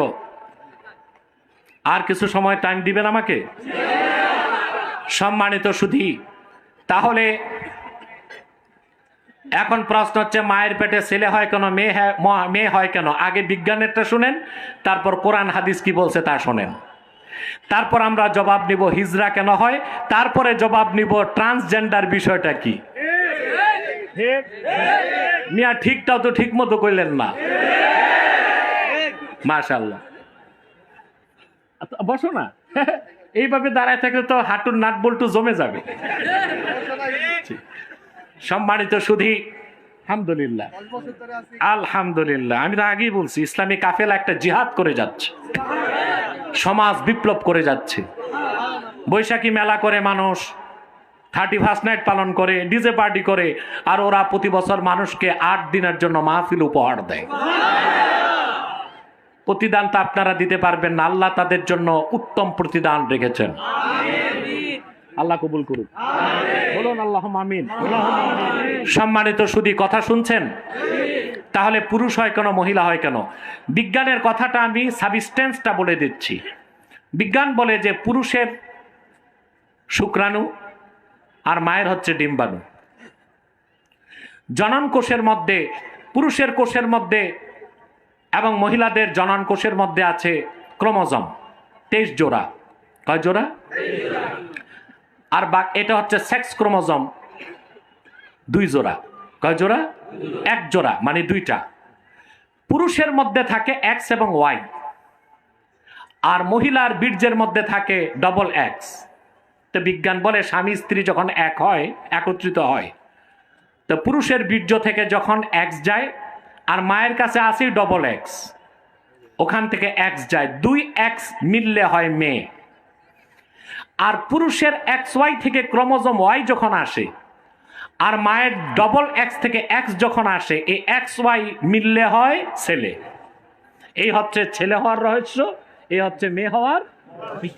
কিন্তু বিজ্ঞান এইটা বলতে পারে না এই সূক্ষ্ম ক্রোমোজোম এক্স ওয়াই থেকে এক্স কে নেয়, ওয়াই কে নেয়, জোড়া কে লাগায়, এতটুকু এখনো বিজ্ঞান খুঁজে পায় না।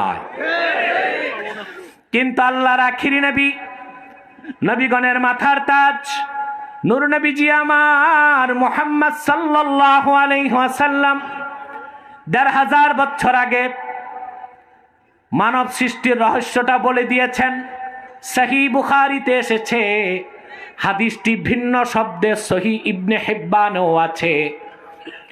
পুরুষের বীর্যের ফোঁটা যখন মায়ের পেটে যায়, প্রথম মানুষটা তৈরি করার জন্য আল্লাহ তাআলা একজন ফেরেশতা কারিগর হিসেবে মায়ের পেটে পাঠায় দেন। ওইটা এখনো বিজ্ঞান খুঁজে পায় নাই, বিজ্ঞান খুঁজে ফেরেশতা চলে আসে মায়ের পেটে। সুবহানাল্লাহ, সুবহানাল্লাহ। তারপর বাবার বীর্যের ফোঁটা মায়ের পেটে চলে গেছে, বুঝলেন? এইবার কারিগর আল্লাহর কাছে হুকুম চায়, আয় আল্লাহ তাআলা, নুতফাতুন আও আলাকাতুন আও মুদগা, আল্লাহ এটা কি বীর্যের ফোঁটায় রাখবো না বের করে দিব? এটা কি রক্তের পিণ্ড বানাবো? আল্লাহ বলেন বানাও, এটা রক্তের পিণ্ড হবে। তারপরে জিজ্ঞেস করে আল্লাহ এটা কি গোশতের পিণ্ড হবে? আল্লাহ বলেন হবে, এটা গোশতের পিণ্ড হয়। এইভাবে এটা হচ্ছে ভ্রূণের বিকাশ। মায়ের পেটে ভ্রূণ, ভ্রূণ, ভ্রূণ থেকে কিভাবে মানুষটা আস্তে আস্তে মায়ের পেটে বড় হয়, এই কথা বিজ্ঞান বলেছে 1970 সালের পরে।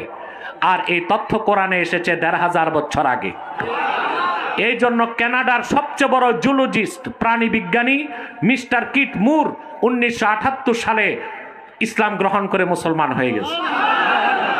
চিন্তা করেন, দুনিয়ার সেরা বিজ্ঞানীরা কোরআন হাদিস পড়ে ১৫০০ বছর পরে মাথা নত করে মুসলমান হয়, আর আমার দেশে বিশ্ববিদ্যালয়ে 3 পাতা বিজ্ঞান পড়ে এগুলো নাস্তিক হয়। 3 পাতা বিজ্ঞান পড়লে নাস্তিক হয়, আর পুরা বিজ্ঞান পড়লে আল্লাহর কুদরতের সামনে মস্তক নত হয়। ঠিক কিনা? এগুলো পরে 3 পাতা বিজ্ঞান। কয় পাতা? আর পরিবেশও তো নাই, পড়াশোনার পরিবেশ আমাদের দেশে আছে নাই। কি বলবো, কোরআন সুন্নাহর আলোকে দেশের সব সমস্যার সমাধানগুলো আমরা বলে থাকি। আমরা দেশের কল্যাণ চাই, জাতির কল্যাণ চাই। যদিও বা আমাদের কিছু কিছু বক্তব্যে কিছু কিছু মানুষ রাজনীতির গন্ধ খোঁজে, তো গন্ধ খুঁজতে থাক। যেই রাজনীতির গন্ধ খুঁজে ওইটার থেকে আসে শুটকির গন্ধ। আর আমরা কোরআন হাদিসের রাজনীতির কথা বলি, ওখান থেকে আসে গোলাপের গ্রান। পার্থক্য আছে, ঠিক কি না? আল্লাহ হেদায়েত করুক আমাদেরকে। তো বিজ্ঞান এখনো খুঁজে পায় নাই এই ক্রোমোজোম জোড়া লাগায় কে? সুবহানাল্লাহ। লাগায় কে? আল্লাহর হুকুমে। কারিগর কে? ফেরেশতা। সুবহানাল্লাহ বলেন। ফালাম্মা আরাদাল্লাহু আন ইয়াকজিয়া খালকাহ, আল্লাহ যখন সিদ্ধান্ত নেন মায়ের পেটে সন্তানটা পরিপূর্ণ হয়ে ডেলিভারি হবে, দুনিয়ায় আসবে, যদি আল্লাহ সিদ্ধান্ত নেন যে না এটা ইনকমপ্লিট অ্যাবর্শন হবে, রক্ত হয়ে বের হয়ে যাবে, দুনিয়ার সব ডাক্তার মিলেও কি বাচ্চা বাঁচাতে পারবে পেটে? ফালাম্মা আরাদাল্লাহু আন ইয়াকজিয়া খালকাহ, আল্লাহ তাআলা যখন চান মায়ের পেটে সন্তানটারে পরিপূর্ণ আকার আকৃতি দিয়া দুনিয়ায় পাঠাবেন, ফেরেশতা তখন জেন্ডার সিলেকশন, লিঙ্গ নির্ধারণের জন্য আবেদন করে, আল্লাহ সন্তানটা জাকারুন আও উনসা, ছেলে হবে না মেয়ে হবে? আল্লাহ বলেন ছেলে হবে। ফেরেশতা পিতার থেকে XY থেকে Y নেয়, মায়ের X থেকে X নেয়, XY জোড়া দিয়ে দেয়, সন্তানটা ছেলে হয়ে যায়। আল্লাহ বলেন মেয়ে হবে। ফেরেশতা পিতার XY থেকে X নেয়, মায়ের XX থেকে X নেয়, জোড়া লাগায় দেয়, সন্তানটা মেয়ে হয়ে যায়। তাহলে এখানে একটা কথা বলে রাখি, বাংলাদেশের কুসংস্কার আছে, যে মেয়ে বারবার মেয়ে জন্ম দেয়, আমাদের দেশে শ্বশুর বাড়িতে ওই মেয়েটাকে টর্চার করা হয়, মেন্টাল টর্চার, যে তোমার পেট ভালো না, বারবার মেয়ে হয়। নাউজুবিল্লাহ। হয় না আপনাদের দেশে? কেন? ইসলাম তো বলতেছে ছেলে হবে না মেয়ে হবে, হুকুম কার? ভূমিকা কার? পিতার। কার? পিতার। কারণ ছেলে হবে না মেয়ে হবে এই কর্তৃত্ব পিতার বীর্যে। XY পিতার কাছে, মার কাছে আসেই তো XX। তো ভূমিকা তো হুকুম আল্লাহর, ভূমিকা পিতার, মায়ের তো কোনো দোষ নাই। মা বোনেরা যদি আমার কথা শুনে থাকেন, আজ থেকে শিখায় দিচ্ছি, স্বামী যদি টর্চার করে বলে বারবার মেয়ে হয়, তোমার পেট খারাপ, আপনি বলবেন তোমার জাত ভালো না।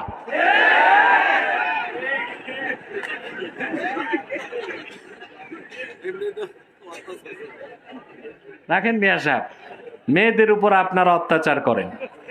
বারবার মেয়ে হলে স্বামী আরেকটা বিয়ে করে, বারবার মেয়ে হলে তালাক দিয়ে দেয়, অথচ স্বামী জানেই না হুকুম আল্লাহর। আর ছেলে হবে না মেয়ে হবে এটা নির্ধারণ হয় পিতার পক্ষ থেকে। কার পক্ষ থেকে? তাইলে আমরা বুঝলাম কেন ছেলে হয়, কেন মেয়ে হয়। এখন হিজড়া কেন হয়? প্রশ্ন আসে না? এটার কোনো সুষ্ঠু জবাব বিজ্ঞান দিতে পারে নাই। এই জবাবটাও ইসলাম থেকে নিতে হবে। সুনান তিরমিজিতে এসছে, স্বামী যখন স্ত্রীর সঙ্গে একত্রিত হয়, পবিত্রতা অবস্থায় ছাড়া, শয়তান তাড়ানোর দোয়া পড়া ছাড়া যদি স্বামী স্ত্রী একত্রিত হয়, কখনো কখনো দেখা যায়, বুখারী শরীফের আরবি ব্যাখ্যা গ্রন্থ ফাথুল বারিতে ইবনু হাজার আসকালানি লিখেছেন, শয়তান পুরুষের লিঙ্গের মধ্যে কাগজের মতো পেঁচায় যায়। তখন স্বামী স্ত্রীর সঙ্গে যা করে শয়তানও তাই করে। স্বামীর বীর্যের সাথে শয়তানের দেহের একটা অংশ যখন মায়ের পেটে যায়, তখন সেই সন্তানটা হিজড়া হয়ে যায়। কি হয়? হিজড়া হয়। হিজরা, হিজরা থার্ড জেন্ডার, যেটাকে আরবিতে বলা হয় খুনসা। কি বলা হয়? খুনসা। উর্দুতে বলে ছাক্কা। কি বলে? ছাক্কা। ছাক্কে কি বলে? যে পুরুষ মহিলাদের সাথে বেশি ঘুরে ওটারে বলে তুই তো ছাক্কে হো গায়ে, মানে তুই তো হিজড়া হয়ে গেলি। ও মিয়া মাইকম্যান সাউন্ড বাড়াও, এটা কমতেছে। সম্মানিত সুধী, আমি কথাগুলো গুছিয়ে ফেলতেছি আর কয়েক মিনিট। তাহলে হিজরা কেন হয় বুঝছেন? তাহলে হিজরা যে হলো এর জন্য কিছুটা দায় থাকলে পিতামাতার দায়, কারণ তারা অজু অবস্থায় একত্রিত হয় নাই এবং শয়তান তাড়ানোর দোয়াও করে না। হাদিস শরীফে এসেছে, নেককার ব্যক্তি অজু অবস্থায় যদি স্ত্রীর সান্নিধ্যে যায় আর দোয়া পড়ে নেয়, আল্লাহুম্মা জান্নিবনা মিনাশ শায়তান ওয়া জান্নিবিশ শায়তানা মিম্মা রাযাকতানা, স্বামী স্ত্রী যতক্ষণ একান্ত মুহূর্তে কাটাবে শয়তান কাছেও যেতে পারবে না, তখন ওই সন্তান পেটে নিরাপদ থাকবে, সুস্থ থাকবে। আর যদি শয়তান অংশগ্রহণ করে ওটা হয় হিজরা হবে, নয় মানসিক বিকারগ্রস্ত হবে কিংবা অটিজম হবে। কি হবে? অটিজম। এই যে আপনার প্রতিবন্ধী বলে, প্রতিবন্ধী বলে, কথা বুঝতেছেন? তাহলে হিজরা কেন হয় তা বুঝলেন। এটা থার্ড জেন্ডার। যারা হিজরা তাদের ব্যাপারে আমাদের কোনো বক্তব্য নাই, তারাও মানুষ। ইসলামের শরীয়ত, ইসলামী শরিয়া মোতাবেক হিজরা যদি নামাজি হয়, মুসলমান হয়, মসজিদে এসে যাবে, জামাতে নামাজ পড়বে। তে দেশের আলেমরা কি হিজরাদের বিপক্ষে? না। হিজরাদের বিরুদ্ধে কি আমরা ঘৃণা ছড়াই? যদি ছড়াতাম তো হিজরারা কিভাবে নির্বাচনে চেয়ারম্যান হয়? কিভাবে এটা সম্ভব? রংপুরেতে এক হিজরা মহিলা এমপি ইলেকশনও দাঁড়াইছে, প্রায় 22,000 ভোটও পাইছে। হ্যাঁ, পাশ করে নাই, ভোট তো পাইছে 22,000 মিয়াজরা। আপনি বাংলাদেশে ভোট আছে 12 কোটি, পুরুষের ভোট 6 কোটি বেশি, আর মহিলার ভোট 6 কোটির কম। আর সারা বাংলাদেশে হিজড়াদের ভোট আছে 852টা। কতটা? 852টা মাত্র। মাত্র সারা দেশে হিজড়া ভোটার আছে কত? হিজড়া বহুত আছে কিন্তু ভোটার আছে 852টা। কিন্তু আমরা অবাক চোখে দেখলাম রংপুরে হিজড়া মহিলাটা 22,000-এর মতো ভোট পেয়েছে। তাহলে বোঝা যায় বাকি ভোটগুলো তো হিজড়ারা দেয় নাই, পুরুষরা ভোট দিছে। এটাও একটা প্রশ্ন, যেই দেশের পুরুষ একটা হিজড়ারে আইন তৈরি করার জন্য সংসদে পাঠাইতে চায়, ওই জাতির কপালে দুর্দশা ছাড়া আর কি থাকবে? যাক, সেদিকে আর গেলাম না। কিন্তু এই দেশের মানুষ, মুসলমানরা, আলেমরা যদি হিজড়াদের ঘৃণা করত, তাহলে কি নির্বাচনে হিজড়া দাঁড়ায় 22,000 ভোট পায়? আমাদের প্রশ্ন হচ্ছে ট্রান্সজেন্ডার হিজড়ারা মানুষ, ওরা মসজিদও যেতে পারবে মুসলমান হলে। হিজড়ারা যদি ইমানদার হয়, নামাজি হয়, নেককার হয়, জান্নাতও যাবে। মৃত্যুর পরে ইসলামী শরিয়া মোতাবেক তাদের দাফন আছে, কাফন আছে, জানাজাও আছে। কোন নিয়মে? ফেকার কিতাবে এসেছে হিজড়া যদি দেখতে বেশি পুরুষের মতো হয়, পুরুষের নিয়মে, আর দেখতে যদি বেশি মহিলার মতো হয়, মহিলার নিয়মে। হিজড়াদের নিয়ে কোনো প্রশ্ন চলবে না, তারা মানুষ, সম্মান পাবার অধিকারও রাখে। কিন্তু আমরা বিরোধিতা করছি ট্রান্সজেন্ডার, এটা হচ্ছে লিঙ্গ পরিবর্তন, এটা হারাম। এটা কি? পুরুষ মহিলা হয়, মহিলার মতো হয়, মহিলা তো হইতে পারে না, মহিলার মতো ব্যাস ধরে, আর মহিলারা পুরুষের মতো ব্যাস ধরে। এটা হয় আবার 3টা পদ্ধতিতে। কয়টা? একটা হচ্ছে ইনজেকশনের মাধ্যমে হরমোন চেঞ্জ করে পুরুষ মহিলার মতো একটু আকৃতি ধারণ করতে চায়, আবার মহিলা ইনজেকশন নিয়ে হরমোন চেঞ্জ করে পুরুষের মতো একটু আকৃতি ধারণ করতে চায়।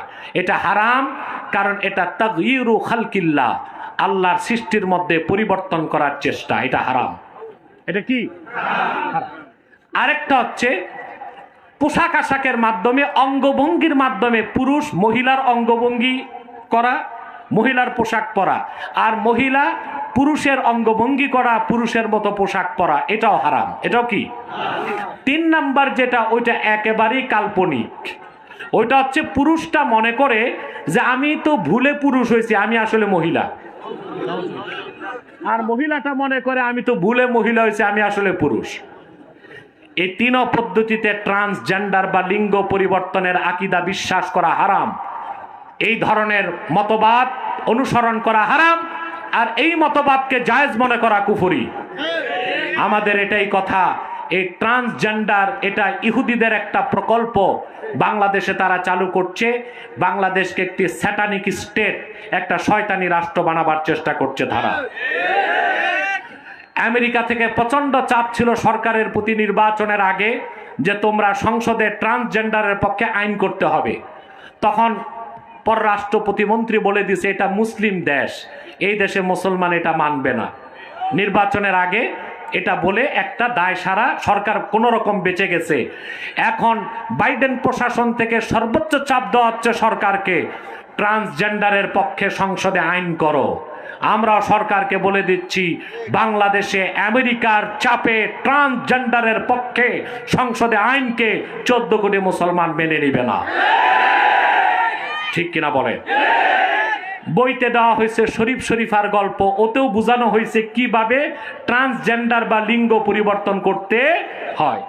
একজন ব্র্যাক বিশ্ববিদ্যালয়ের শিক্ষক প্রতিবাদ করলো, তার চাকরি চলে গেছে। আমি আজকে মানববন্ধনে বলেছি তার চাকরি বহাল করতে হবে, নতুবা ব্র্যাক বিশ্ববিদ্যালয়কে বন্ধের ঘোষণা বাংলাদেশে আসবে। ঠিক কিনা বলেন? তাহলে ভাইয়েরা, মানব জাতি শ্রেষ্ঠ সৃষ্টি, আল্লাহর সুন্দরতম সৃষ্টি মানুষ, আল্লাহর শ্রেষ্ঠ সৃষ্টি কথা বলে না, আল্লাহর দামি সৃষ্টি, সেটা আল্লাহ বলেছেন লাকাদ খালাকনাল ইনসানা ফি আহসানি তাকওয়িম সুম্মা রাদাদনাহু আসফালা সাফিলিন। আল্লাহ বলেন অতঃপরে মানুষটাকে নিম্ন থেকে নিম্ন স্তরে আমি টেনে আনি। এটা দুইটা ব্যাখ্যা। একটা ব্যাখ্যা, মানুষ যখন জোয়ান হয় তার সৌন্দর্য বাড়ে, আর যখন বুড়া হয় দাঁত পড়ে যায়, চামড়া কুচকে যায়, মুখের লাবণ্য চলে যায়, মাথার চুলগুলো পড়ে যায়। আর যদি বুড়া বুদ্ধিজীবী হয় তো টাক পড়ে। কি পড়ে? টাক পড়ে। বুদ্ধিজীবী বুদ্ধি গজগজ করে, তো এই জন্য মাথার চুলগুলো পড়ে যায় নাকি? তো মানুষের আর শরীরের মধ্যে জোর শক্তি ক্ষমতা থাকে না, সে অসহায় হয়ে যায়। ঠিক না? আল্লাহ সুম্মা রাদাদনাহু আসফালা সাফিলিন বলে এই কথাটা বুঝিয়েছেন। দ্বিতীয় ব্যাখ্যাটা গ্রহণযোগ্য, কারণ তার পক্ষে পরবর্তী আয়াত সাক্ষ্য দেয়। সেটা কি? এখানে আল্লাহ তাআলা বুঝিয়েছেন, আল্লাহ বলেন ইল্লাল্লাযীনা আমানু ওয়া আমিলুস সালিহাত, কিন্তু যারা ঈমান এনেছে, নেক আমল করেছে, আল্লাহ তাদেরকে নিম্ন স্তরে টেনে আনেন না, বরং ফালাহুম আজরুন গায়রু মামনুন, আয় ফালাহুম আজরুন গায়রু মাকতু, তাদের জন্য রয়েছে নিরবিচ্ছিন্ন পুরস্কার। বয়স বেড়ে মুসলমানের বয়স যত বাড়ে দাম তত বাড়ে, আর কাফের মুশরিকের বয়স যত বাড়ে সে পশু থেকে পশুত্বের দিকে যায়। ঠিক কিনা? আল্লাহ বলেছেন তিনি মানুষকে সবচেয়ে সুন্দর গঠনে সৃষ্টি করেছেন। এরপর আল্লাহ বলেন অতঃপর আমি তাকে নিম্ন থেকে নিম্ন স্তরে টেনে আনি। এর দ্বিতীয় ব্যাখ্যাটাই গ্রহণযোগ্য, কারণ তার পক্ষে পরবর্তী আয়াতে সাক্ষ্য পাওয়া যায়। সেটা কি? আল্লাহ বলেছেন ইল্লাল্লাযীনা আমানু ওয়া আমিলুস সালিহাত, তবে যারা ঈমান এনেছে, নেক আমল করেছে, তাদের মর্যাদা আমি বাড়ায় দেই। তাদের বয়স বেড়ে যায়। 80 বছর বয়স পার হলে শরীয়তের ভাষায় বলা হয় আরজালুল উমর। যখন মানুষ মতিহারা হয়, কি হয়? জ্ঞান বুদ্ধি কাজ করে না, জ্ঞান বুদ্ধি কাজ করে না, নামাজের আজান শোনে না, উক্ত মনে থাকে না, নামাজ 2 রাকাত পড়লো না, 3 রাকাত মনে রাখতে পারে না, কখনো হুশ কখনো বেহুশ। আল্লাহ বলেন সারা জীবন যে ঈমানকে বুকে লালন করে নেক আমল করেছে, তার জ্ঞান বুদ্ধি লোপ পাবার কারণে আমল বন্ধ হয়ে যায়, কিন্তু আমার পক্ষ থেকে পেনশন হিসেবে সওয়াব চালু হয়ে যায়। আল্লাহু আকবার। মুমিনের দাম কত বেশি! কি চালু হয়? কি চালু হয়? পেনশন। আরে ভাই, যার চাকরি আছে তার না পেনশন আছে? কথা বলেন না। যার চাকরি নেই তারও পেনশন আছে? আছে। বোনাস কার? যার চাকরি আছে তার না যার চাকরি নেই তার? যার চাকরি আছে তার বোনাস। ঠিক কিনা? আমাদের দেশে অধিকাংশ মুসলমান চাকরি নাই, পেনশন চায়, বোনাস চায়। সারা বছর এক ওয়াক্ত নামাজ পড়ে না, শবে বরাতে মসজিদে যে ভিড়। এ কি বেতন নিতে গেছে না বোনাস? বোনাস নিতে গেছে, কিন্তু ওর তো চাকরি নাই, বোনাস পাবে না। কি নাই? চাকরি নাই, তো বোনাস পাবে, পুরাটা পাবে? কথা বলে না। তাকে চাকরি লাগবে না?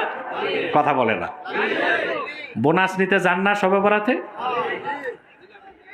মসজিদে যায়া নিয়মিত মুসল্লির চান্স নাই, সব প্রথম কাতারে বল্টু চৌধুরীরা, মুয়াজ্জিন সাহেব 3 কাতার পিছে, ইমাম বেঁচে গেছে তার জায়গা রিজার্ভ, নইলে ইমামের জায়গায় তো দরজায়, ঠিক কিনা? তারপর মসজিদে ঢুকছে হালুয়া রুটি খায়া, সারা রাত নামাজ পড়ে, কত রাকাত তো নিজেও জানে না। ফজর নামাজ পড়ে বাড়ি যায়, কদম ফুলের মতো চোখ লাল হয়ে গেছে, আবার হালুয়া রুটি খায় ঘুম দেয়। এক ঘুমে পরের দিন জোহর, আসর, মাগরিব গেল, এশার সময় বল্টু চৌধুরী বাজারে ক্যারাম বোর্ড খেলে। এটা গেছিল বেতন নিতে না বোনাস নিতে? যার চাকরি আছে তার পেনশন আছে, যার চাকরি আছে তার বোনাস আছে। আল্লাহ সেটাই বলেছেন, যে ইমানদার মুমিন আর সারা জীবন নেক আমল করবে, আল্লাহ বলেন তার সম্মান আমি কমতে দিব না। সে সারা জীবন ঈমান লালন করা, ঈমানকে বুকে ধারণ করার কারণে আর নেক আমল করার কারণে বার্ধক্যের সময় সে যখন নামাজ পড়তে পারে না, নামাজের সময় তারে সওয়াব লিখে দেওয়া হয়। রোজা রাখতে পারে না, রোজার সওয়াব লিখে দেওয়া হয়। জওয়ানকালে রাতের বেলা তাহাজ্জুদ নামাজ পড়তো, এখন আর পারে না, তাহাজ্জুদের সওয়াব দিয়ে দেওয়া হয়। জিকির করতো, আর করতে পারে না, জিকিরের সওয়াব দিয়ে দেওয়া হয়। আল্লাহ বলেন ফালাহুম আজরুন গায়রু মামনুন, আয় ফালাহুম আজরুন গায়রু মাকতুব।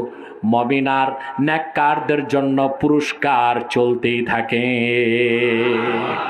আল্লাহ আমাদেরকে ঈমানকে বুকে লালন করে, সহি আকীদা ধারণ করে সারা জীবন কোরআন সুন্নাহ মোতাবেক নেক আমল করার জন্য তৌফিক দান করুন।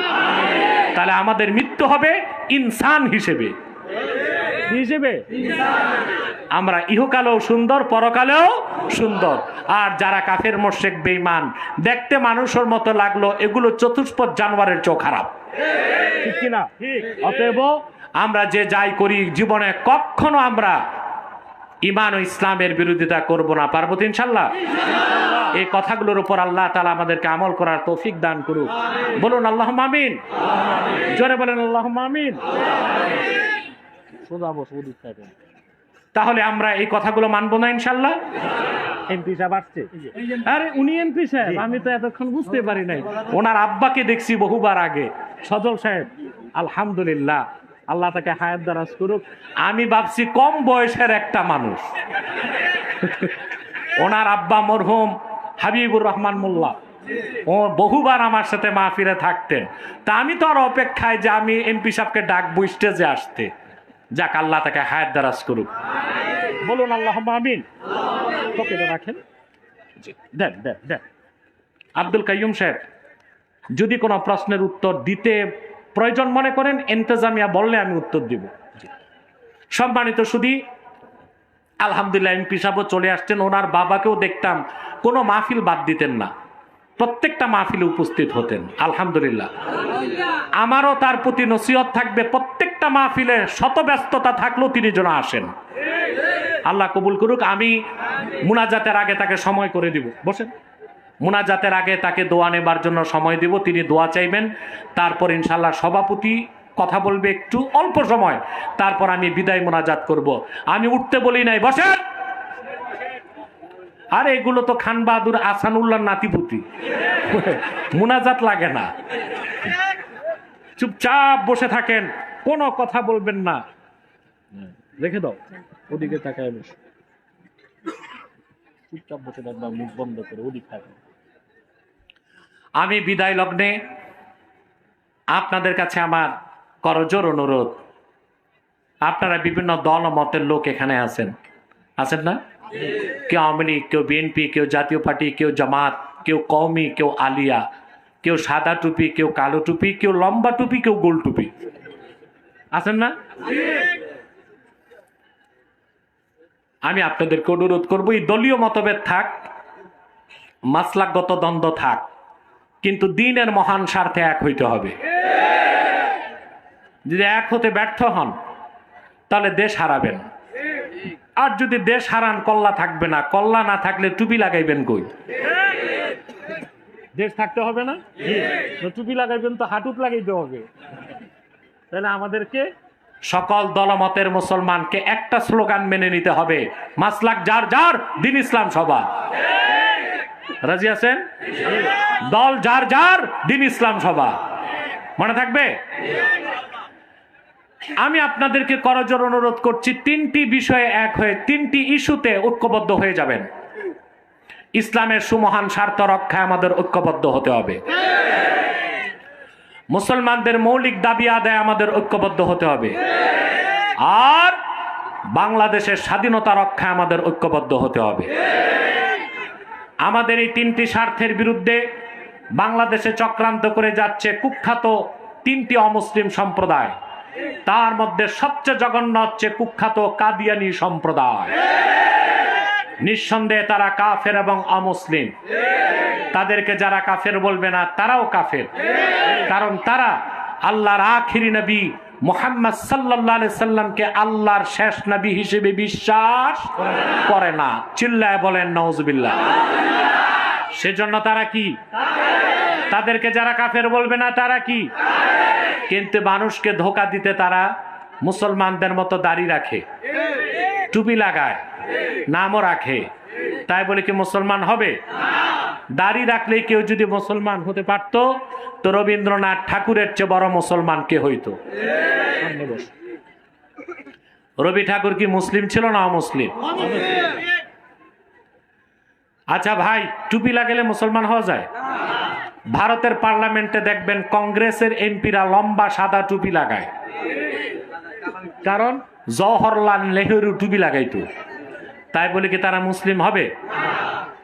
নাম রাখলে মুসলমান হওয়া যায়? এক শয়তান বোতলে পেশাব করে উপরে নাম লেখছে শরবত, ওটা কি শরবত হবে? তদ্রুপ কাদিয়ানিরা কাফের এবং অমুসলিম। আব্দুল আউয়াল আব্দুল সামাদ, মুবাশশির আলী কবির চৌধুরী, শাহরিয়ার কবির নিঝুম মজুমদার আর মুনতাসির মামুন, এই ধরনের নাম রেখে তারা মুসলমান হতে পারে না। আমার ভাইয়েরা, আমার বন্ধুরা, আমার আল্লাহ ও নূর নবীজি আমার মুহাম্মদ সাল্লাল্লাহু আলাইহি ওয়াসাল্লামের ইসলাম ও কোরআনের হাজার হাজার হাজার বছর পরে বর্তমান ভারতের কুখ্যাত পাঞ্জাবের কুখ্যাত গুরুদাসপুরের কুখ্যাত কাদিয়ানে ইংরেজ আমলে এক শয়তান নিজকে নবী দাবি করছে। চিল্লায় বলেন নাউজুবিল্লাহ। শয়তান তার নাম রেখেছিল তার বাপ মির্জা গোলাম আহমদ কাদিয়ানি। সাবধান, তাকে গোলাম আহমদ বলা যাবে না, কারণ গোলাম আহমদ অর্থ আহমদ এর গোলাম। কোন কাফের কোনদিনও গোলাম আহমদ এর গোলাম হতে পারে না। আর কাদিয়ানের কাজ্জাব ছিল শেষ দরজার কুখ্যাত কাফের। সে গোলাম আহমদ এর গোলাম ছিল না, সে ছিল কুখ্যাত শয়তানের কুখ্যাত গোলাম। কাদিয়ানের কাজ্জাব, মিথ্যা নবুয়তের দাবিদার, ইংরেজদের পা চাটা গোলাম মির্জা গোলাম শয়তান কাদিয়ানির উপর গজব এসেছে 1908 সালে। যখন গজব এসেছে, কাদিয়ানের কাজ্জাব, মিথ্যা নবুয়তের দাবিদার, ইংরেজদের পা চাটা গোলাম মির্জা গোলাম শয়তান কাদিয়ানি 1908 সালে ধ্বংস হয়ে কুখ্যাত জাহান্নামের কুখ্যাত কুকুরে পরিণত হয়েছে। তার অনুসারীরাও ধ্বংস হয়েছে। বর্তমানে কিছু কাদিয়ানি বাংলাদেশে আছে যারা ইসলাম ও মুসলমানের বিপক্ষে চক্রান্ত করে যাচ্ছে। তাদেরকে নির্মূল করার জন্য সকল দলের মুসলমানকে ঐক্যবদ্ধ হইতে হবে। তাদের আকীদা এত জঘন্য, তারা বিশ্বাস করে 1857 সালে কোরআন শরীফ বাজেয়াপ্ত হয়েছে। তারা বিশ্বাস করে মদ এবং শূকরের গোশত হালাল। তারা বলে থাকে ইংরেজদের বিরোধিতা যারা করে তারা কাফের।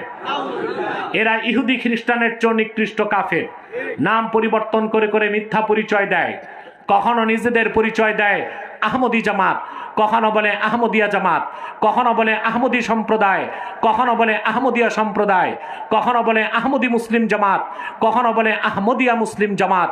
সাবধান, যত কাদিয়ানি ছিল আছে থাকবে, তারা কেউ আহমদি জামাত নয়, আহমদিয়া জামাত নয়, আহমদি সম্প্রদায় নয়, আহমদিয়া সম্প্রদায় নয়, আহমদি মুসলিম জামাত নয়, আহমদিয়া মুসলিম জামাত নয়। তারা শয়তানি জামাত, কুখ্যাত জাহান্নামের কুখ্যাত কুকুরের দল। আমাদের সকল দলের একটাই দাবি, কি আওয়ামী লীগ, কি বিএনপি, কি জাতীয় পার্টি, কি জামাত, কি কওমি, কি আলিয়া, সকল দলের মুসলমানের একটাই দাবি, অনতিবিলম্বে স্বাধীন বাংলায় শয়তান কাদিয়ানীদেরকে রাষ্ট্রীয়ভাবে অমুসলিম ঘোষণা করতেই হবে, করতেই হবে, করতেই হবে। এই দাবি আদায় যদি জানমাল দিতে হয়, কারা কারা প্রস্তুত আছেন হাত তুলে দেন।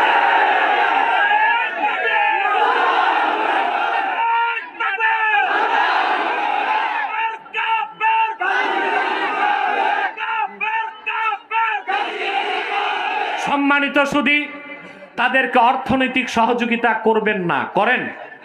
জি করেন। প্রাণ কোম্পানির যত জিনিস তাদের, সেজান কোম্পানির জুস তাদের, RFL এর পণ্যগুলো তাদের, প্রথম আলো, ডেলি স্টার, কালের কণ্ঠ এগুলো তাদের। নৈতিক দায়িত্ব হিসেবে এগুলো ধরবেন না, কিনবেন না, বেচবেন না, মনে থাকবে। আরেকটি অমুসলিম সম্প্রদায় আমাদের বিরুদ্ধে কাজ করছে, এটার নাম ঈসাই জামাত। খ্রিস্টানদের একটা গোপন দল 1975 সালে ভ্যাটিকান সিটি থেকে পোপের অনুমতি নেওয়া বাংলাদেশে ঢুকছে।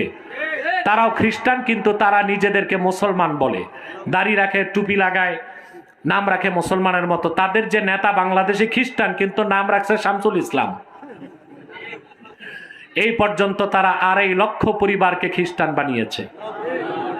তাদের পুরো নাম ঈসাই তরিকাভুক্ত মুসলমান, আদতেই খ্রিস্টান, আদতেই খ্রিস্টান। তাদের মাস্টার প্ল্যান হচ্ছে 2050 সালের আগে 6 কোটি মানুষকে খ্রিস্টান বানাবে এই দেশে। তারপর বাংলাদেশের পার্বত্য চট্টগ্রাম, ভারতের মিজোরাম আর মায়ানমারের আরাকান, এই 3টা অঞ্চল নিয়ে তারা একটা খ্রিস্টান রাষ্ট্র বানাবে। নামে খ্রিস্টান রাষ্ট্র, চালাবে ইহুদিরা। কোন ইহুদিরা? কুকি চীন, কুকি চীন। এরা বনি ইসরায়েল। এরা কি? বনি ইসরায়েল, ইহুদি, ইহুদি বংশোদ্ভূত। কিন্তু তারা বাংলাদেশে পরিচয় দিচ্ছে খ্রিস্টান, আসলে কি? ইহুদি। তাইলে এই খ্রিস্টানরা, খ্রিস্টান জামাত বাংলাদেশের শুধু ইসলামের শত্রু না, শুধু মুসলমানের শত্রু না, বাংলাদেশের স্বাধীনতার শত্রু। তো এই বেলায় ওই স্বাধীনতার চেতনার ধারক বাহক যারা ওই বুদ্ধিজীবী, এরা চুপ কেন? এদের বিরুদ্ধে কথা বলে না কেন খ্রিস্টানদের বিরুদ্ধে? তার কারণ একটাই, চোরে চোরে মাসতুতো ভাই। ওরাও টাকা আনে ইহুদিদের কাছ থেকে, এই বুদ্ধিজীবীরাও টাকা আনে ইহুদিদের কাছ থেকে। আমাদের দেশের স্বাধীনতার পক্ষে এক থাকতে হবে। 3 নাম্বার আরেকটা ফিতনা সমাজে বের হয়েছে, হিজবুত তাওহীদ। এটা হিজবুত তাওহীদ না, হিজবুত শয়তান। এরা আকীদা প্রচার করতেছে যে দাজ্জাল বলতে কিছু নাই, আমেরিকাই দাজ্জাল। আর আমরা জানি দাজ্জাল বের হবে, তাকে হত্যা করতে ঈসা ইবনে মারিয়াম আকাশ থেকে নামবে। তারপর তারা বলে ইসলাম না, বলতে হবে ইসলাম। ইমাম না, বলবে এমাম। নামাজকে বলবে নমাজ। আর তাদের মূল প্রচার হচ্ছে যে বাংলাদেশে সব পীর মাশায়েখ আলেমরাই ধর্ম ব্যবসায়ী। ইহুদিরা তাদেরকে একটা কন্ডাক্টারই দিছে, ইজারা, যে আলেমদের থেকে জাতিকে সরাও। কারণ যেই বকরির পালের রাখাল নাই, ওই বকরি যায় বাঘের পেটে। আর যেই কওমের নেতৃত্বে আলেমরা নাই, ওই কওম যায় কাফেরের খপ্পরে। আমার কথাগুলো মনে থাকবে। আল্লাহ আমাদেরকে কবুল করুক, মঞ্জুর করুক, বলুন আল্লাহুম্মা আমিন। এক ভাই প্রশ্ন করেছেন, নামাজের মধ্যে আমরা যে দরুদ ইব্রাহিম পড়ি, এই দরুদ শরীফ হাদিসের ভাষায় তা দরুদ ইব্রাহিম কিনা? না, কিছু ফতোয়ার কিতাবে সালাত ইব্রাহিমিয়া এইরকম কথা আসতে পারে, কিন্তু হাদিসে এই দরুদকে বলা হয়েছে সালাতুত তাশাহুদ। সালাতুত তাশাহুদ, তাশাহুদের দরুদ। এখন অনেক কথা প্রচলন হয়ে গেলে ওই কথাগুলো ফতোয়ার কিতাবে আসে, কিন্তু সেটা দলিল হবে না, বুঝলেন? আমরা যে তাশাহুদের দরুদ পড়ি, ওইখানে ইব্রাহিম আলাইহিস সালামের নাম আছে, কিন্তু আমরা তো দরুদ পাঠাই আল্লাহর হাবিব মুহাম্মদ সাল্লাল্লাহু আলাইহি ওয়াসাল্লামের কদমে, ঠিক না? সাথে ইব্রাহিম আলাইহিস সালামকেও দরুদ পাঠাই, কিন্তু আল্লাহ রসুলের নামে দরুদের নাম না রেখে দরুদে মোহাম্মদিয়া না বলে দরুদ ইব্রাহিম বলাটা এটা কি রকম? এটা একটা প্রশ্ন। এটা মানুষ বলতে বলতে এই নামটা প্রচলন করে ফেলছে। হাদিস শরীফে এই দরুদের নাম সালাত ফিত তাশাহুদ বা সালাতুত তাশাহুদ, তাশাহুদের দরুদ। কথা বুঝতে পারছেন? 2, এখন এই দরুদ পড়লে কতটুক সওয়াব হবে? মূলত এই সালাত ফিত তাশাহুদ বা দরুদ ইব্রাহিম যে বলি, এই দরুদটা খাস করা হয়েছে নামাজের জন্য, বুঝলেন? তাহলে কি নামাজের বাইরে পড়া যাবে না? উমদাতুল কারি শারহু সহিহুল বুখারী প্রথম খণ্ডে নিয়তের হাদিসের ব্যাখ্যায় আল্লামা বদরুদ্দিন আইনি উল্লেখ করেছেন, কোন কোন ফকিহের মতে নামাজের বাইরে এই দরুদ শরীফ পড়লে দরুদ ইব্রাহিম যে বলি মাকরু হবে। কারণ এই দরুদে শুধু সালাত আছে, সালাম নাই। আর আল্লাহর নির্দেশ তার হাবিবের কদমে পাঠাতে হবে সালাত এবং সালাম। আল্লাহ বলছেন সাল্লু আলাইহি ওয়া সাল্লিমু তাসলিমা। তো বলা যায় যে নামাজে যখন দরুদ শরীফ পড়ি তখন সালাম কই, আসলে আমরা আত্তাহিয়াত পড়ে এই দরুদ পড়ি। তা আত্তাহিয়াতে সালাম পড়ি, তারপর দরুদ শরীফ পড়ি। সেখানে একসাথে সালামও থাকে, দরুদও থাকে। কিন্তু যখন আমরা নামাজের বাইরে দরুদ ইব্রাহিম পড়ি তখন তার সালাম থাকে না, শুধু দরুদ থাকে। এই জন্য কারো কারো কোনো কোনো মুজতাহিদের মতে মাকরু নামাজের বাইরে। আর মুফতাবিহি কল হচ্ছে মাকরু না, তবে সওয়াব কম। সওয়াব কি? কম। সওয়াব হবে নামাজের বাইরে দরুদ শরীফের সাথে সালাম থাকলে। কথা বুঝতে পারছেন? কথাটা বুঝেন নাই? পড়া যাবে কিন্তু সওয়াব কম। সওয়াব হবে কি? যদি দরুদের সাথে কি থাকে? সালাম থাকে। তাহলে নামাজের বাইরে আমরা ওই দরুদ শরীফ পড়ব যেই দরুদ শরীফে সালাতও আছে, সালামও আছে। যেমন আল্লাহুম্মা সাল্লি ওয়া সাল্লিম আলা সাইয়্যিদিনা মুহাম্মাদি ওয়া আলা আলি সাইয়্যিদিনা মুহাম্মাদ। এখানে দরুদও আছে, সালামও আছে। কিন্তু দরুদ ইব্রাহিমে শুধু দরুদ আছে, সালাম নাই। নামাজের জন্য এটা খাস, কারণ ওখানে দরুদ পড়ার আগে আমরা সালাম পড়ি। কথাটা বুঝাইতে পারছি? আমাদের দেশে খুব বাড়াবাড়ি করে কিছু মৌলবী সাহেব, অনেকে তো বলে দরুদ ইব্রাহিম ছাড়া দরুদ পড়াই যাবে না। অথচ ৮৬টায় ৪০টা সিগায় দরুদ আসছে। কতটা সিগায়? আচ্ছা ভাই বলেন, দরুদ ইব্রাহিম ছাড়া যদি আর কোনো দরুদ পড়লে সোয়াবি না হয়, তাহলে হাদিস পড়বো কেমনে? আমরা তো হাদিস পড়ি এইভাবে। ওয়ান আবি হুরায়রা রাদিয়াল্লাহু তাআলা আনহু قال قال رسول الله صلى الله عليه وسلم। এই যে হাদিস পড়ার সময় দরুদ পড়লাম, এটা কি দরুদ ইব্রাহিম? কথা বলেন। তো দরুদ ইব্রাহিম ছাড়া যদি দরুদ নাই থাকে, তাহলে আমাদের এক একটা হাদিস পড়তে হবে। প্রত্যেক হাদিসে কিভাবে পড়তে হবে? ওয়ান আবি হুরায়রা রাদিয়াল্লাহু তাআলা আনহু আন্নাহু قال قال رسول الله صلى الله عليه وسلم। সাল্লাল্লাহু আলাইহি সাল্লাম না পড়ে কি পড়তে হবে? قال رسول الله اللهم صل على محمد وعلى آل محمد كما صليت على إبراهيم وعلى آل إبراهيم إنك حميد مجيد اللهم بارك على محمد وعلى آل محمد كما باركت على إبراهيم وعلى آل إبراهيم إنك حميد مجيد।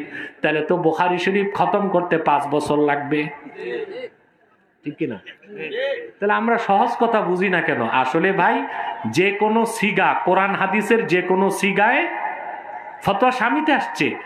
আল্লাহর রাসূল সাল্লাল্লাহু আলাইহি সাল্লামের আরশচুম্বী সম্মান মর্যাদার সাথে মুআফিক যে কোনো কোরআন হাদিসের শব্দেই দরুদ শরীফ পড়া যাবে। দরুদ ইব্রাহিমকে খাস করা যাবে না যে দরুদ ইব্রাহিম ছাড়া আর দরুদ পড়া যাবে না।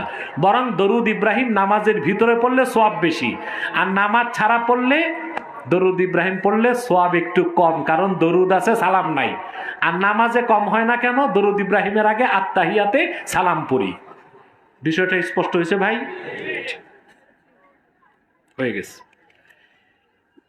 পকেটে রাখো সাবান। বর্তমান ওয়াজ মাহফিলে, মাদ্রাসার মাহফিলগুলোতে পোস্টার এবং হ্যান্ডবিলে তারা বিসমিল্লাহ ব্যবহার করে না। এটা কি সঠিক কিনা? এক দৃষ্টিতে সঠিক।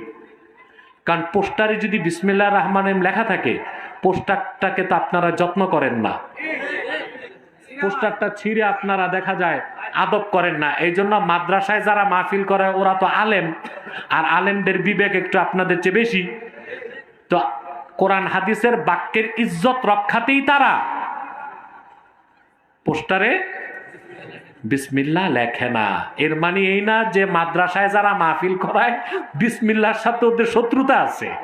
বিসমিল্লাহর সাথে তো শত্রুতা থাকলে ইমানই থাকবে না।